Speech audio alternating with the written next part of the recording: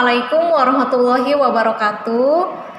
Apa kabar anak-anak semuanya? Hari ini kita akan mempelajari materi IPA mengenai ciri-ciri makhluk hidup.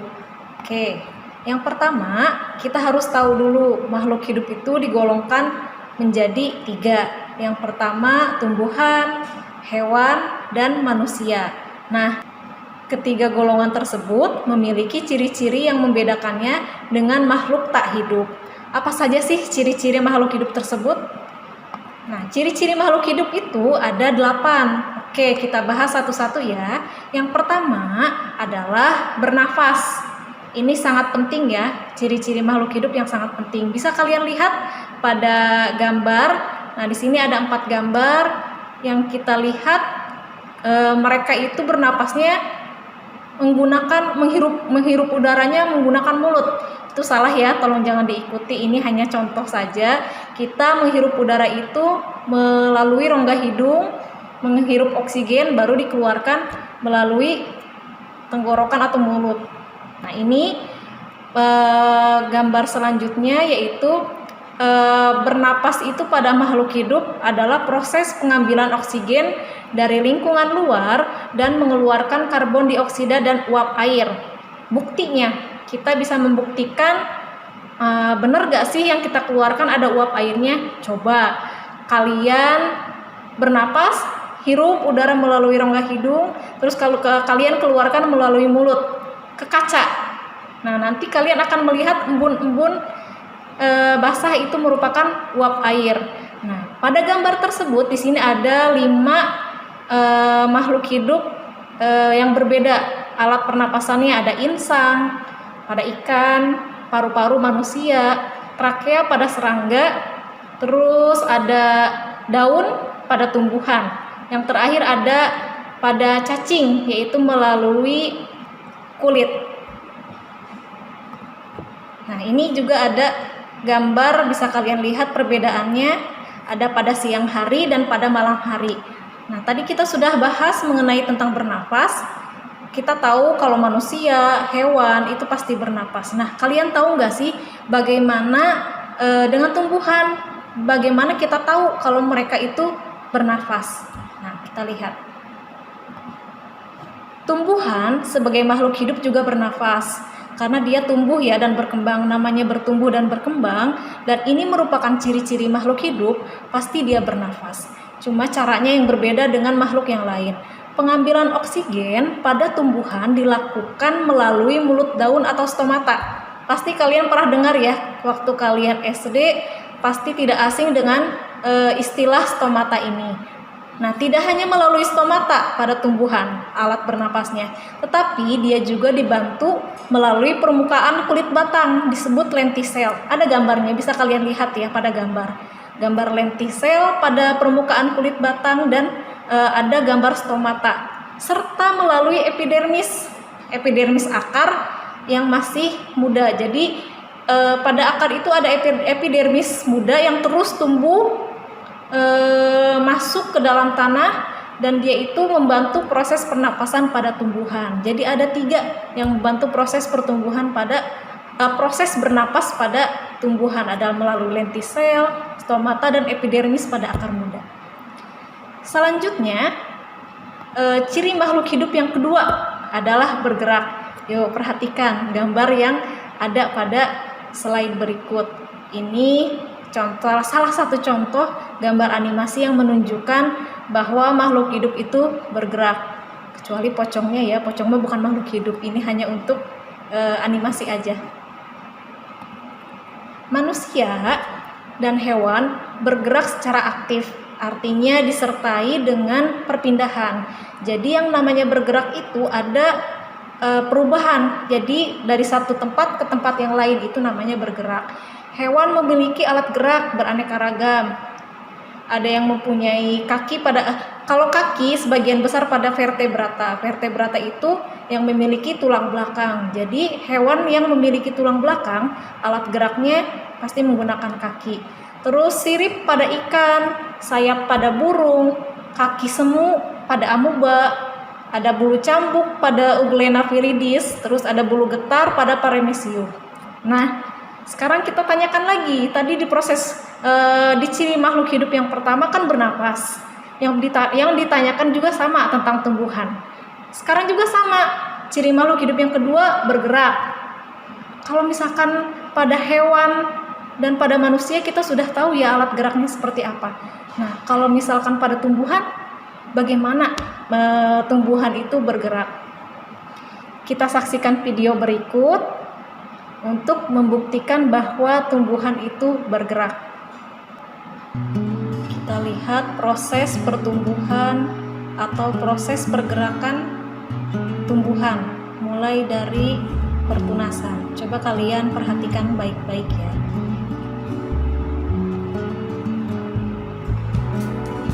Ini membuktikan bahwa tumbuhan itu bergerak. Kita saksikan sampai akhir video ini.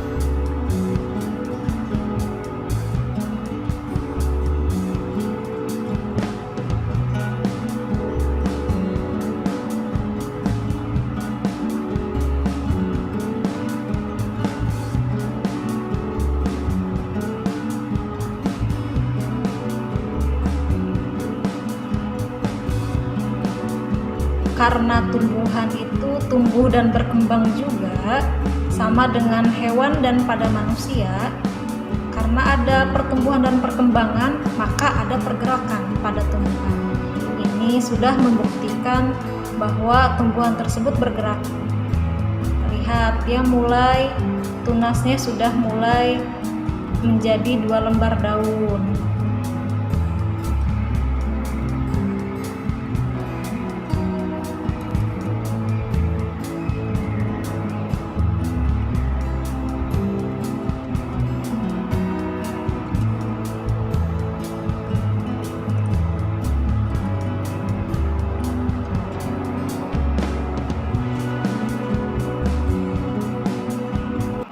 Oke, ini salah satu contoh video untuk membuktikan pergerakan pada tumbuhan.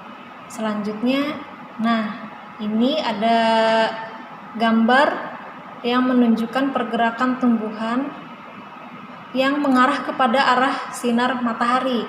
Jadi, di mana ada sinar matahari, dia akan belok mengikuti sinar matahari. Itu merupakan pertumbuhan dan perkembangan tumbuhan yang salah satu ciri makhluk hidup yaitu bergerak.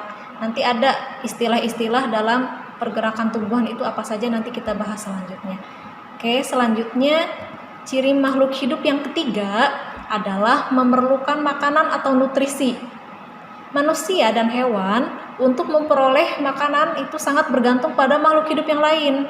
Jadi manusia dan hewan itu heterotrop, tidak bisa membuat makanan sendiri karena dia bergantung pada makhluk hidup yang lain. Misalkan pada tumbuhan kita memerlukan sayuran, terus misalkan pada hewan kita memerlukan daging pada ayam, daging pada sapi untuk diolah menjadi makanan. Selanjutnya tumbuhan dapat membuat makanan sendiri. Nah, beda lagi dengan manusia dan hewan. Kalau tumbuhan bisa membuat makanan sendiri dengan memanfaatkan bahan-bahan anorganik dari sekelilingnya, dibantu oleh energi atau dari sinar matahari yang berasal, dibantu oleh energi cahaya yang berasal dari matahari. Selanjutnya, makhluk hidup yang dapat membuat makanannya sendiri ini disebut autotrof. Ingat ya, ada 2 istilah. Kalau misalkan pada manusia dan hewan, karena tidak bisa membuat makanan sendiri, dia disebut heterotrof. Sedangkan pada tumbuhan, karena dia bisa membuat makanannya sendiri, maka disebut autotrof. Itu adalah ciri makhluk hidup memerlukan makanan atau nutrisi. Yang keempat, ciri makhluk hidup yang keempat adalah tumbuh dan berkembang. Kita lihat pada gambar, contoh gambar, di situ ada pertumbuhan manusia dari bayi hingga dewasa. Sangat jelas ya perbedaannya, pertumbuhan dan perkembangannya. Nah, sifat pertumbuhan itu ada 2, kuantitatif dan irreversible. Kuantitatif itu apa sih? Kuantitatif itu jadi yang bisa diukur. Misalkan berat badannya, tinggi badan, terus ukuran tubuhnya itu bisa diukur. Itu namanya kuantitatif. Yang kedua adalah irreversible. Jadi kalau irreversible itu tidak bisa kembali ke bentuk semula. Dari gambar bisa kalian lihat dari bayi terus menjadi dewasa itu irreversible, tidak akan kembali lagi jadi bayi. Namanya tumbuh dan berkembang itu ya udah perkembangannya sampai dewasa itu tidak akan kembali lagi menjadi bayi, itu irreversible. Itu adalah sifat pertumbuhan, kuantitatif dan irreversible. Oke, selanjutnya ciri makhluk hidup yang kelima adalah berkembang biak atau reproduksi istilahnya. Nah, berkembang biak ini seluruh makhluk hidup itu pasti memiliki ciri ini, bereproduksi atau berkembang biak. Apa contohnya? Manusia bisa bereproduksi hingga menghasilkan keturunan. Begitupun dengan hewan. Tumbuhan pun sama. Jadi ada perkawinan antara tumbuhan sama dengan hewan dan manusia. Jadi dia berkembang biak dan bereproduksi. Berkembang biak adalah kemampuan makhluk hidup untuk menghasilkan keturunan. Berarti baik itu hewan, manusia, dan tumbuhan pasti bereproduksi. Tujuannya untuk apa? Nah, tujuan untuk berkembang biak itu tujuannya untuk melestarikan keturunannya agar tidak punah. Kalau misalkan tidak berkembang biak, bagaimana nanti ada generasi selanjutnya, atau jadi tumbuhan dan hewan itu tidak punah. Jadi anak cucu kita selanjutnya masih bisa menyaksikan macam-macam dari berbagai hewan dan tumbuhan. Jadi tujuannya itu agar melestarikan keturunannya. Itu ciri yang kelima. Selanjutnya yang enam. Yang keenam, ciri dari makhluk hidup itu adalah peka terhadap rangsangan atau istilahnya iritabilitas. Tumbuhan itu mereaksi adanya rangsangan tumbuhan. Jadi kalau misalkan ada reaksi dari luar, tumbuhan itu akan ada rangsangan dari tumbuhan. Contohnya misalkan putri malu atau mimosa pudica. Kalau misal kalian pasti sering iseng, kalau misalkan kalian lagi main di kebun, ada tumbuhan putri malu, pasti kalian ingin menyentuh daunnya karena tahu kalau misalkan disentuh daunnya, dia akan mengatupkan daunnya. Itu salah satu contoh dari peka terhadap lingkungan atau peka terhadap rangsangan, iritabilitas. Jadi dia peka terhadap sentuhan tangan kita, makanya dia langsung mengatupkan daunnya. Selanjutnya, indera merupakan alat tubuh yang peka terhadap suatu rangsangan.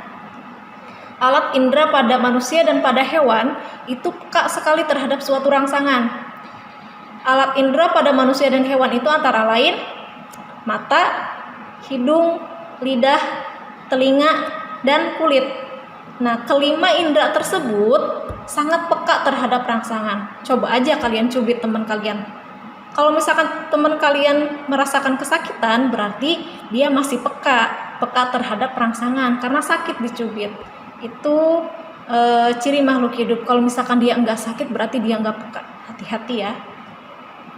Selanjutnya kita saksikan video berikut yang menunjukkan bahwa makhluk hidup itu peka terhadap rangsangan.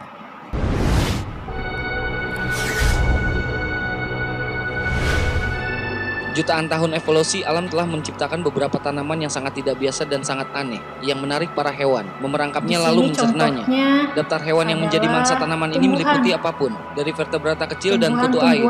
Ada lebih dari 600 spesies yang menakjubkan dari tanaman ini, ditemukan di seluruh dunia. Setiap jenis tanaman dikarakterisasikan oleh kondisi lingkungan tertentu. Berikut ini spesies tanaman pemakan daging yang mematikan. Tumbuhan pemakan serangga. Kalian juga pasti sudah tidak asing melihat tumbuhan-tumbuhan tersebut. Nepenthes merupakan genus tumbuhan yang menarik untuk dipandang. Itu kantung semar. Asli dari daerah tropis dan menampilkan sekitar 100 spesies. Juga dikenal sebagai tanaman pitcher Asia. Mereka menjajah berbagai habitat tropis, mulai dari permukaan laut sampai daerah pegunungan yang sejuk. Perangkap tanaman ini adalah perangkap-perangkap pasif, berbentuk seperti pitcher yang tidak bergerak. Perangkap ini sangat stabil yang berisi dengan cairan yang mengandung zat aktif permukaan. Cairan ini memastikan bahwa korban benar-benar dibasahi dan tidak bisa melarikan diri setelah mereka jatuh masuk.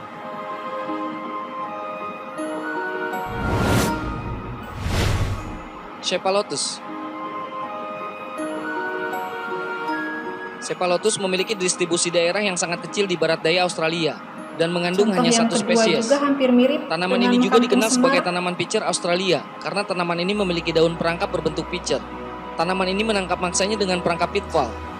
Seluruh proses berlangsung di 3 zona yang berbeda: zona tarik zona sleep, dan zona pencernaan. Perangkap terbuka dibatasi oleh kolar, sehingga setelah korban jatuh ke dalamnya mereka tidak dapat naik kembali untuk keluar lagi.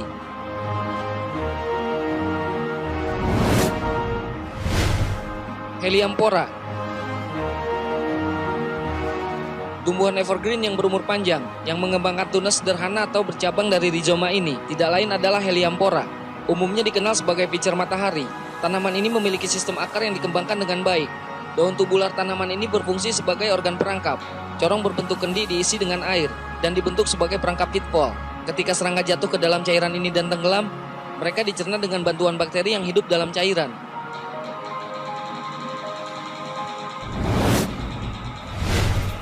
Byblis, terkadang juga disebut tanaman pelangi. Byblis adalah genus kecil dari tanaman karnivora yang menangkap mangsanya menggunakan perangkap perekat pasif. Batang tanaman ini ditutupi dengan rambut kelenjar yang mengeluarkan zat lengket yang menangkap dan mencerna serangga. Namun ia memiliki bak kecil sendiri yang berjalan di sekitar tanaman tanpa terjebak dan membersihkan bangkai serangga dengan memakan mangsa yang terperangkap oleh tanaman.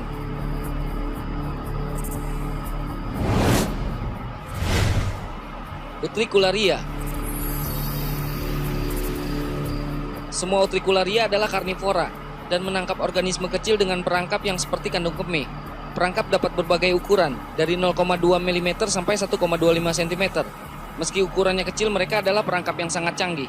Perangkap aktif dari spesies Utricularia air berada di bawah tekanan negatif, sehingga ketika pintu jebakan secara mekanik terpicu, mangsa bersama dengan air di sekitarnya tersapu ke dalam kandung kemih. Setelah kandung kemih penuh dengan air, pintu menutup lagi. Seluruh proses hanya butuh waktu 1/10.000 detik.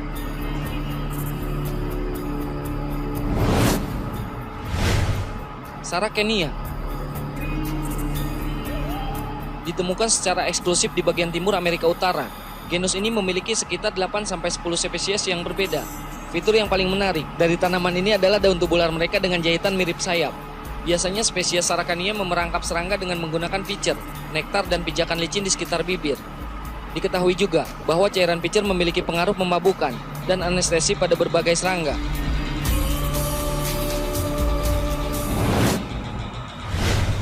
Pinguicula. Dengan lebih dari 80 spesies, genus Pinguicula tampaknya sedikit polos pada pandangan pertama. Tanaman ini mengandung keindahan halus tersendiri dan kompleksitas, juga dikenal sebagai butterworts. Kebanyakan dari mereka adalah tanaman terestrial dan tanaman Herbaceous rosette. Daun butterworts memiliki kepala-kepala kelenjar batang yang memproduksi lendir lengket di ujungnya untuk menjerat mangsanya. Spesies Pinguicula juga dikenal memiliki bau paling busuk yang dapat berfungsi untuk menarik mangsanya.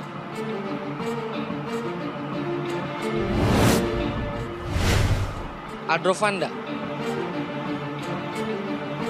Tanaman terapung ini biasanya berwarna hijau pucat, juga dikenal sebagai tanaman kincir air.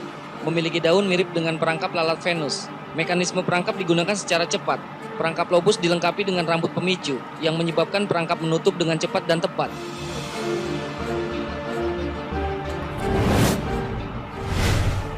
Drosera. Tanaman ini mampu melakukan penyerbukan dan pembuahan sendiri. Mangsa mereka juga tertarik dengan sinyal optik. Tanaman ini menggunakan kelenjar berlendir yang mengalir menutupi permukaan daun untuk menangkap serangga.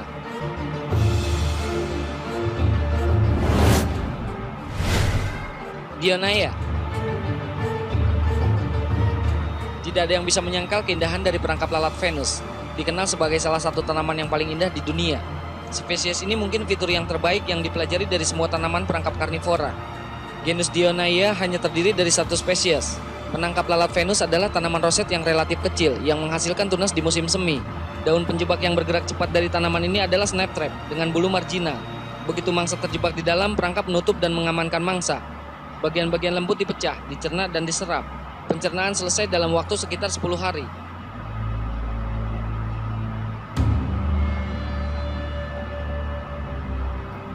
Nah, itu tadi contoh tumbuhan yang peka terhadap rangsangan. Ada yang banyaknya tumbuhan di darat, dan tadi ada satu tumbuhan yang di dalam air. Mereka itu tumbuhan yang memang makanannya serangga. Dia kalau misalkan ada serangga yang hinggap di daunnya, jadi dia langsung otomatis ada alat yang memang sangat sensitif jika tersentuh oleh serangga. Jadi dia otomatis akan langsung memakan serangga tersebut, terus serangga tersebut jadi jatuh ke dalam, misalkan contohnya tadi kantung semar, jadi langsung terjatuh ke dalam trap atau jebakan. Jadi itu kayak jebakan gitu pada tumbuhan, salah satu cara dia untuk mendapatkan makanan. Nah, itu adalah contoh dari tumbuhan yang peka terhadap rangsangan. Selanjutnya, ciri makhluk hidup yang ketujuh adalah mengeluarkan zat sisa. Semua makhluk hidup, baik itu hewan, tumbuhan, dan manusia, pasti akan mengeluarkan zat-zat sisa yang berasal dari proses metabolisme yang berlangsung di dalam tubuh. Nah, zat-zat sisa dari tubuh manusia dan hewan dikeluarkan melalui proses pernapasan atau respirasi, ekskresi, mengeluarkan urin, keringat oleh kulit, zat warna empedu oleh hati, dan defekasi, pengeluaran sisa-sisa pencernaan dalam bentuk padat yang disebut feses. Jadi zat-zat yang dikeluarkan oleh makhluk hidup itu adalah zat-zat yang sudah tidak diperlukan lagi oleh tubuh makhluk hidup. Bayangkan kalau misalkan zat sisa tersebut tidak kita keluarkan, apa yang akan terjadi pada tubuh kita? Misalkan pada manusia, kita tidak mengeluarkan keringat, kita tidak mengeluarkan feses, tidak mengeluarkan urin, apa yang akan terjadi? Justru itu akan menjadi racun untuk tubuh kita yang pada akhirnya akan menjadi penyakit yang serius yang bisa menimbulkan kematian. Makanya ciri makhluk hidup ini mengeluarkan zat sisa itu sangat penting, karena namanya zat sisa itu pasti sudah tidak dibutuhkan lagi oleh makhluk hidup, maka harus dikeluarkan. Di sini ada video lagi untuk memperlihatkan proses pengeluaran zat sisa. Jadi kita saksikan lagi ya video tersebut, kalian perhatikan dan amati.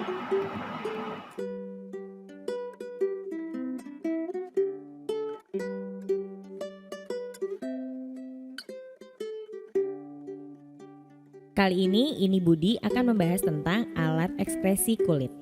Kulit merupakan lapisan terluar tubuh sebagai pelindung tubuh. Selain itu, kulit juga berfungsi sebagai alat ekskresi, terutama mengeluarkan limbah metabolisme berupa garam-garam, terutama garam dapur, dan sedikit urea melalui keringat. Proses pengeluaran keringat diatur oleh hipotalamus atau otak. Hipotalamus menghasilkan enzim bradikinin yang bekerja mempengaruhi kegiatan kelenjar keringat. Hipotalamus mendapat rangsangan, misalnya berupa perubahan suhu pada pembuluh darah. Kemudian rangsangan ini diteruskan oleh saraf simpatetik ke kelenjar keringat. Selanjutnya, kelenjar keringat akan menyerap air garam dan sedikit urea dari kapiler darah dan kemudian mengirimnya ke permukaan kulit dalam bentuk keringat.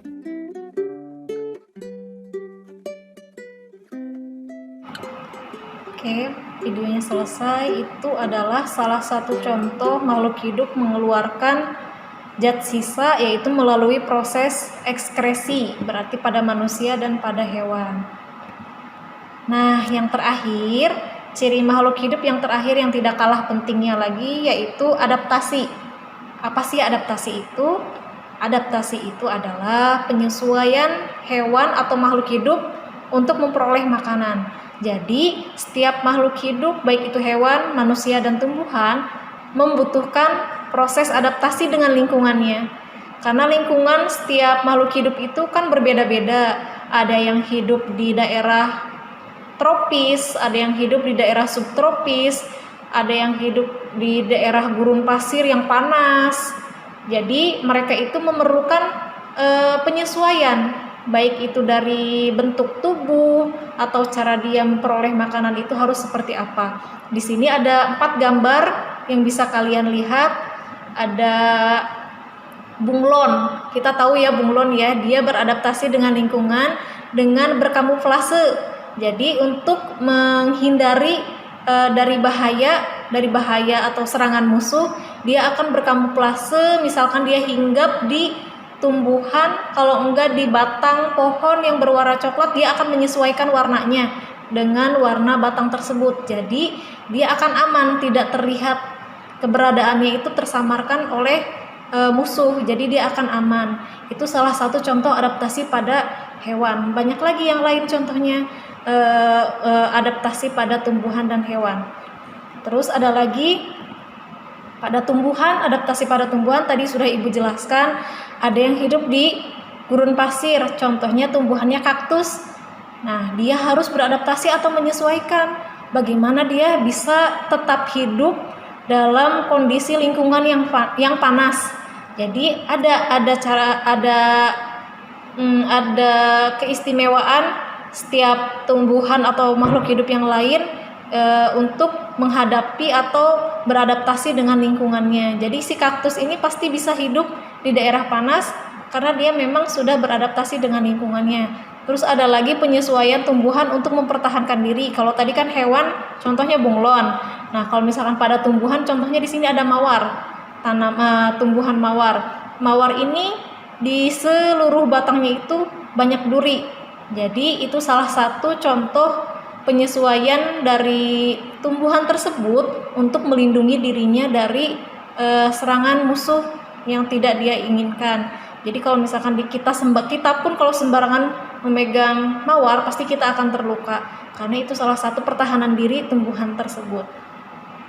Oke, materi ciri-ciri makhluk hidupnya sudah selesai.